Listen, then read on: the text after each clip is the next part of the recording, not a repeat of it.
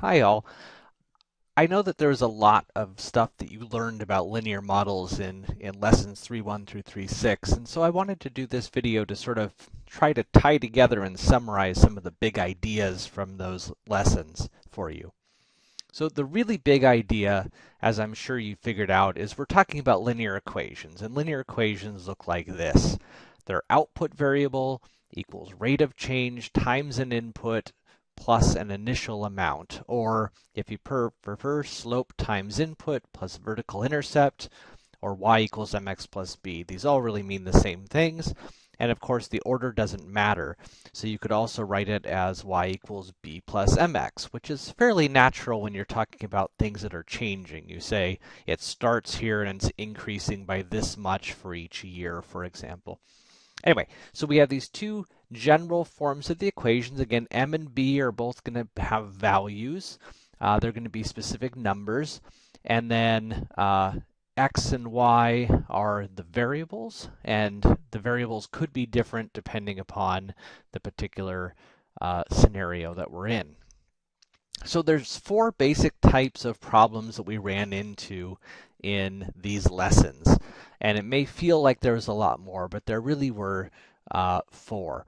And so the very first type we ran into were problems where you're given the slope and the intercept. So for a really simple example, find an equation with slope 3 and intercept 0, 4. So remember, our general form is y equals mx plus b, where m is the slope and b is the intercept. So here we know the slope m is 3. We know the y-intercept, or the starting value, is 4. And so the equation is just y equals 3x plus 4. Or of course you could also write that as 4 plus 3x if you prefer. Either one is fine. Now contextually, like when you see a word problem, the things that we're going to look for here are a starting amount, because remember that intercept is a starting amount, and we're going to look for a slope, which is a rate of change. So the key here is to look for units. So here, notice that this is a dollar amount, and this is a dollar per day. The per day really indicates that this is a rate at which something is changing, that this is our slope, and that this is our initial amount. In other words, we're starting with $500. We're spending $40 per day. This is how much it changes each day. So we know the starting amount. We know the amount it changes. So we can start writing the equation. Now in this case, it may make most sense. It may feel most natural to say the amount that I have, I'm just making up variables, the amount I have starts at 500. So maybe I'm going to start with the initial value this time. And then what's happening? It's changing by $40 per day, but is it going to go up or is it going to go down? We're spending money, so it's going down.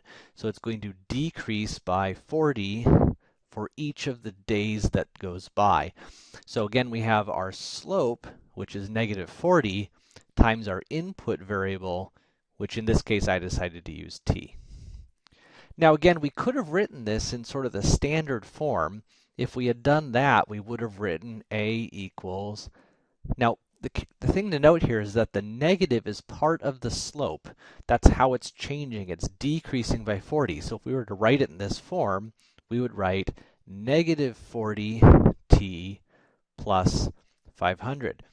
Now you can double check this makes sense. What would happen if t was 0?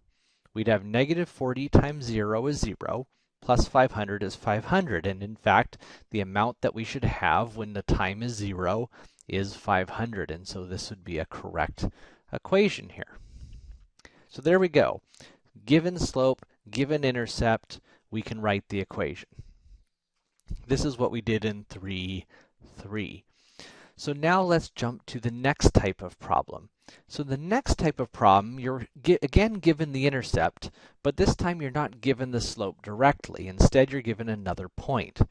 So in this case, we need to find the slope first. So we're going to have to use the slope equation. Remember, it's change of output over change of input.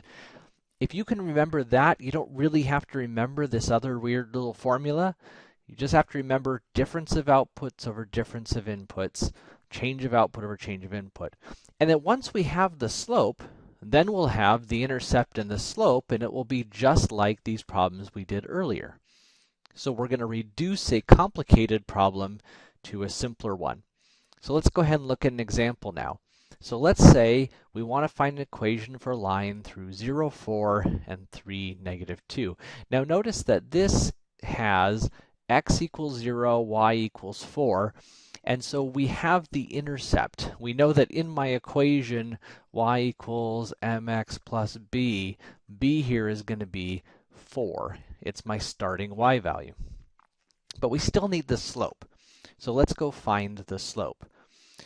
So I need change of output over change of input. So one thing I could do is just intuit it. I could say to get from 4 to negative 2, these are my y values. Remember, this is also x and y. To get from 4 to negative 2, my y must have decreased by 6.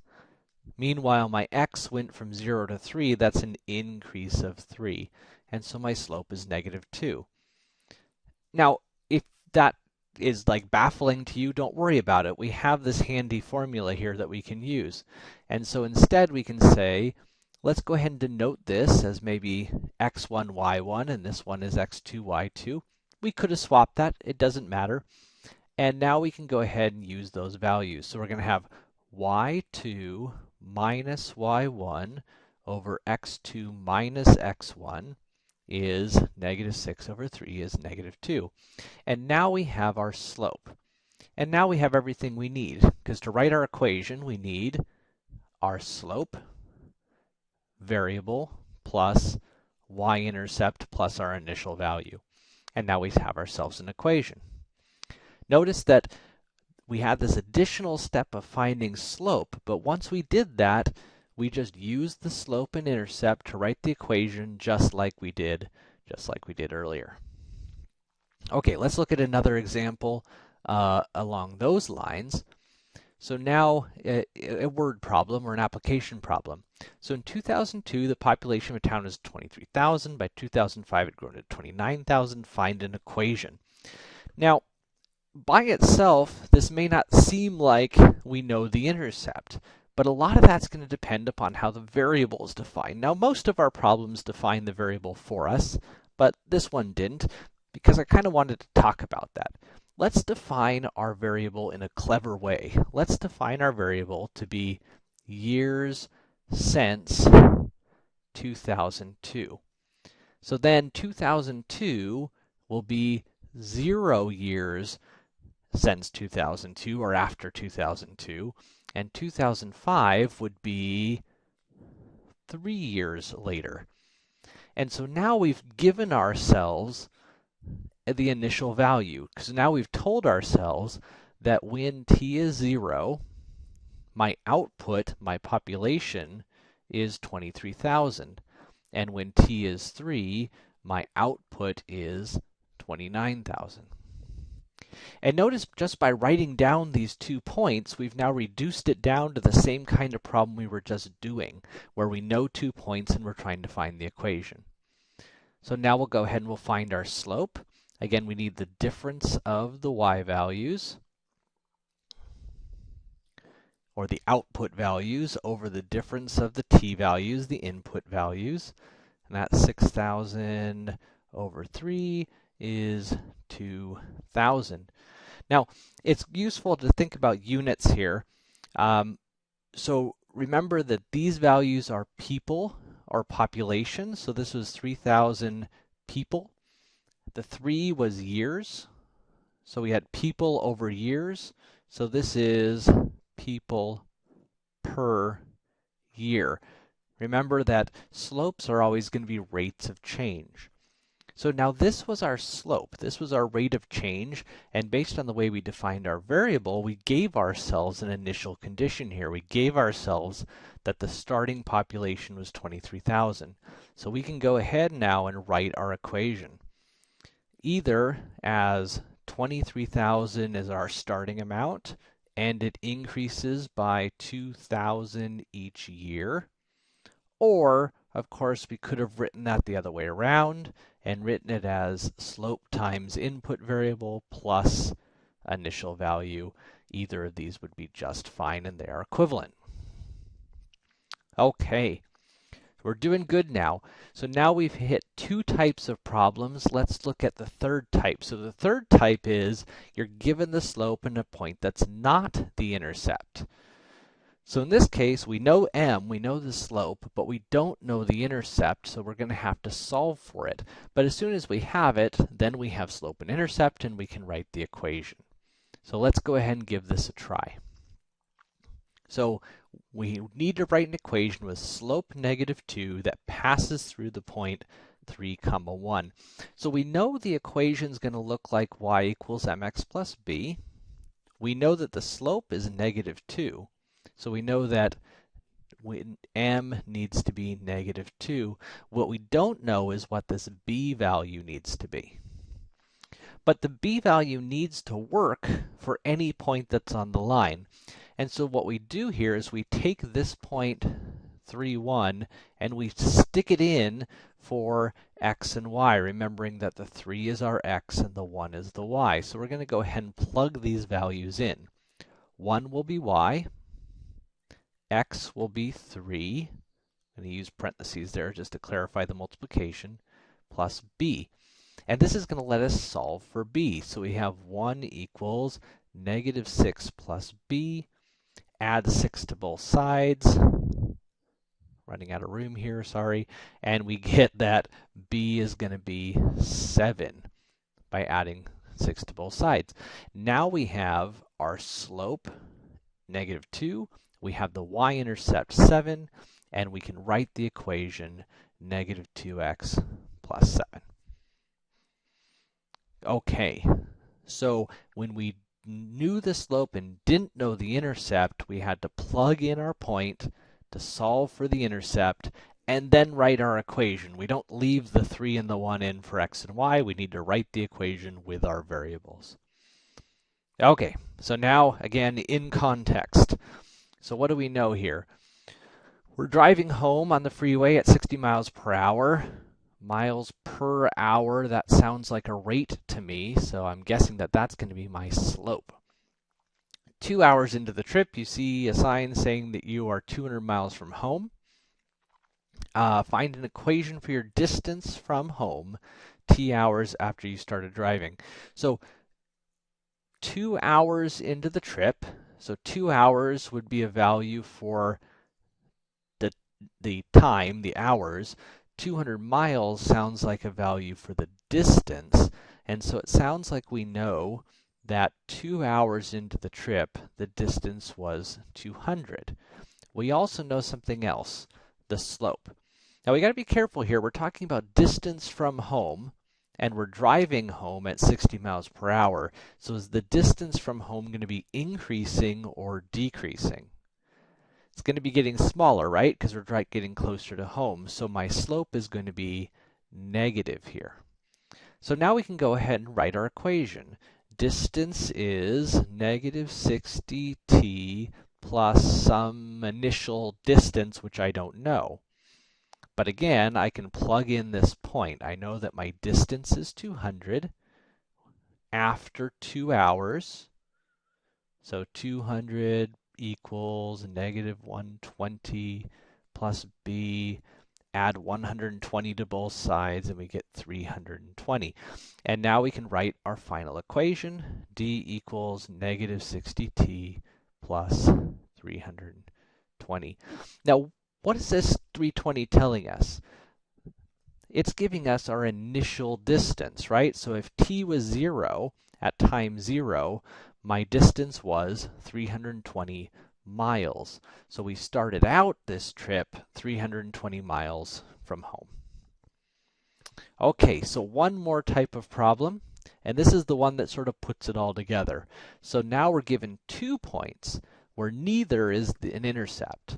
So now we've got to do both things. First we have to find the slope. Then we have to find the intercept, and then we can go ahead and write the equation. So let's give this a try. So here's 2 points. Neither one has an x value or an input value of 0, so neither one's an intercept. So the first thing I'm going to do is find the slope. So again, we can either do that, oops, that's a y1, x2, y2. So we can either do it intuitively, we can say y decreases by 1 when x increases by 2, or we can go ahead and do y2 minus y1 over x2 minus x1 is negative 1 over 2. So my slope is negative 1/2. So now we have y equals negative 1/2 x plus b. I need to find my y-intercept, so I'm going to take one of these points. It doesn't matter which one. I'm going to go ahead and use this one, and I'm going to plug it in for x and y. So y is going to be 5 when x is 2. 1/2 times 2, you can think of it this way, cancels out as negative 1. Add 1 to both sides. B is 6. So now I can write my equation. Y equals negative 1/2 x plus 6. And that is a 6, not a B.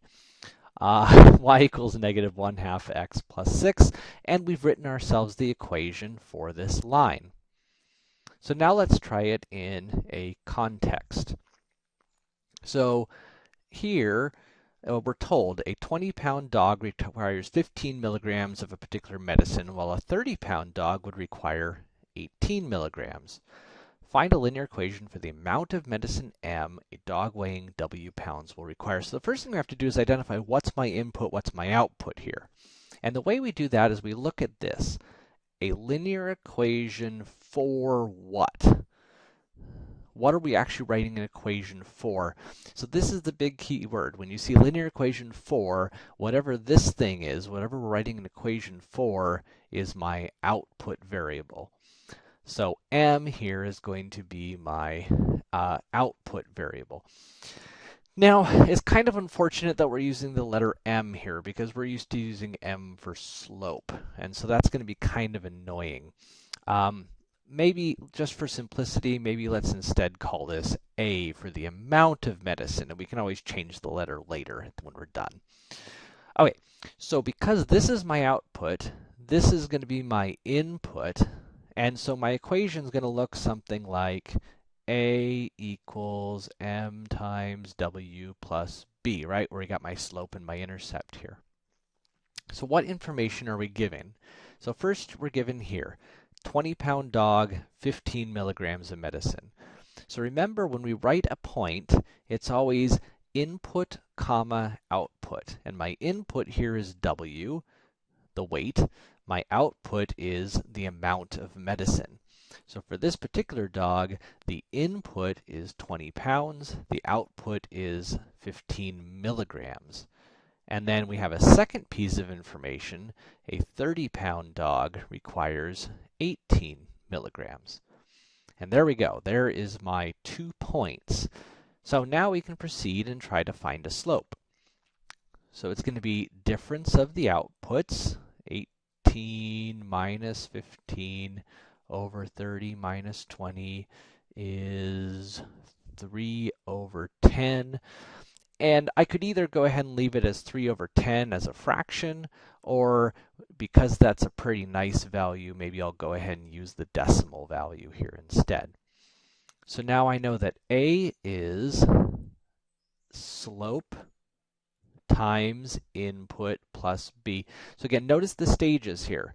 We start with the general form of the equation. We use the 2 points to find the slope. And then we put the slope into the equation. And now we're going to go ahead and grab one of these 2 points and plug it in order to find my intercept. So my amount of medicine is 15 when the weight is 20, and that's going to let me solve for B. So 15 equals 6 plus B. Subtract 6 from both sides. B is 9. And there we go. Now we've got M, the slope. We've got B is 9. That's the intercept. And I can write the equation. A is 0.3 W plus 9. Now let's take a moment just to interpret these values or think about what they mean. So the 9 here is the initial amount, or the vertical intercept in this case, right? The way to think about that is it's the value of the output A when W is 0. So if we had a 0-pound dog, I know it's impossible, but if we had a 0-pound dog, it would require 9 milligrams of medicine. So we can sort of think of it as 9 milligrams being the minimum required medicine for any dog. Now for the slope, let's look at our units again. Up here in the numerator, we had milligrams. In the denominator, we had pounds of dog. And so it's 0.3 milligrams of medicine per pound of dog. And that's the units here. This says the amount of medicine required will increase by 3 milligrams for each pound the dog weighs. And there we go. There is our equation. So, to wrap things up, here's a few sort of key ideas. First off, look at the units to distinguish inputs, outputs, and slopes. For example, if the input is years and the output is cats, then in 3 years is, of course, an input value because it's years. And 34 cats would be an output value. And 2 cats per year, because it's a rate of change, would be a slope. Okay? Second key idea, be sure to use the variable definition if provided. So, for example, if you're told where t is years since 2002, then t equals 0 would be 2002, t equals 1 is 2003, and make sure you use those values as your input values. And lastly, be careful to look at how the question is worded to identify the input and output quantities. So we talked about how, since this said linear equation for the amount of medicine, we knew that that was going to be the output, and the other variable was going to be the input. Here, find an equation for your distance, and so the distance was our output, and the other value was our input. Here we said find an equation for the population, so we knew that that was going to be the output. It didn't explicitly tell us, but we knew then from the context that the years were going to be the input. Okay? And so there's sort of the big key ideas. And of course, the last one is when you're solving an equation, trying to find an equation, and you're given 2 points, your steps are find the slope, then find the intercept, then write the equation. And I hope that that helps sort of tie together some of the ideas from these lessons and show you that they're really not distinct ideas, but instead they build on each other. That the problems that you're doing at the end of these lessons are really just a step up from the problems you were doing at the beginning of the lessons, but ultimately, when you're doing a problem like this, you're taking a complicated problem, and as soon as you find the slope, you're reducing it to an easier problem. And once you can find the intercept, you're reducing it to an even easier problem.